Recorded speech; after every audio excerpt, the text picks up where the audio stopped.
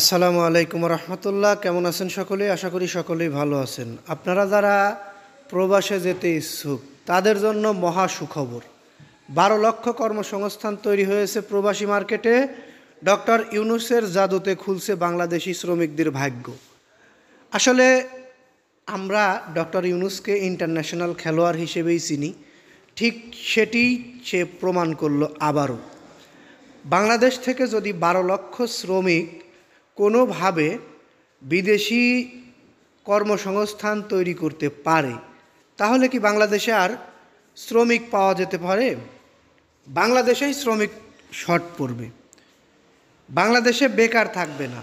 আমরা আশা প্রত্যাশী ডক্টর ইউনূস যদি আরও কিছুদিন বাংলাদেশের হাল ধরে থাকে, বাংলাদেশ মালয়েশিয়া, সিঙ্গাপুর এরকম রাষ্ট্রে পরিণত হতে বেশি সময় লাগবে না। এটি তার ছোট একটি প্রমাণ। নিউজটি ধৈর্য সহকারে পুরোটা যদি আপনি শোনেন, তাহলে আপনি যদি একজন প্রবাসে যেতে ইচ্ছুক অথবা প্রবাসে থাকেন, অন্য দেশে যেতে ইচ্ছুক, বিস্তারিত শুনলে আপনি একটু হলেও উপকৃত হবেন বলে আমি আশা প্রত্যাশী ইনশাআল্লাহ। আমরা আপনাদেরকে প্রবাসে যাওয়া বিষয়ে আপডেট টু আপডেট সকল তথ্য বা প্রবাসে যারা রয়েছেন তাদের বিষয়ে গুরুত্বপূর্ণ যে তথ্যগুলো প্রকাশিত হয় সেগুলো সবার আগে পৌঁছে দেব এই চ্যানেলের মাধ্যমে প্রতিশ্রুতিবদ্ধ।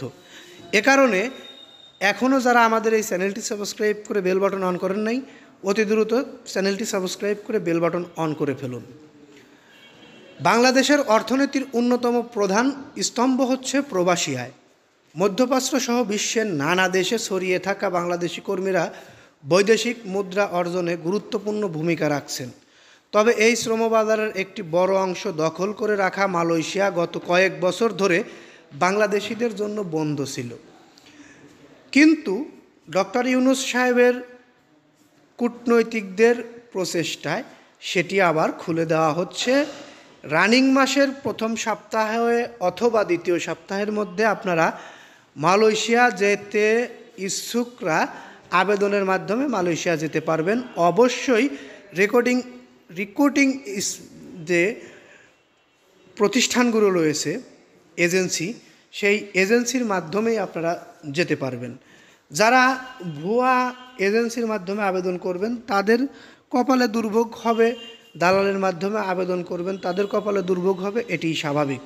যাই হোক, আপনারা সরকারি রিক্রুটিং এজেন্সির মাধ্যমে মালয়েশিয়া যেতে পারবেন। আমরা আশা প্রত্যাশী ডক্টর ইউনূস আরও ভালো কিছু আমাদের জন্য রেখেছে সামনে। হয়তো ইউরোপের বিভিন্ন দেশেও ডক্টর ইউনূসের মাধ্যমে বাংলাদেশি শ্রমিক নেওয়া হবে বলেও আমরা জানতে পেরেছি। সেগুলোও আমরা আপডেট টু আপডেট পরবর্তী নিউজের মাধ্যমে জানিয়ে দেওয়ার চেষ্টা করব। শুধুমাত্র এখন একটি বিষয় আপনারা জেনে রাখবেন, 12 লক্ষ কর্মসংস্থান কিন্তু বিদেশি মার্কেটে আমাদের জন্য প্রস্তুত রয়েছে। ডক্টর ইউনূসের মাধ্যমে সেটি আমরা পেয়েছি।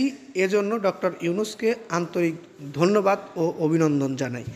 ভালো লাগলে অবশ্যই নিউজটিতে একটি লাইক দেবেন, কমেন্টে আপনাদের মতামত থাকলে পেশ করে যাবেন। ভালো লাগলে শেয়ার করে সবাইকে জানিয়ে দেবেন। এই বলে এখান থেকে বিদায় নিচ্ছি। আসসালামু আলাইকুম।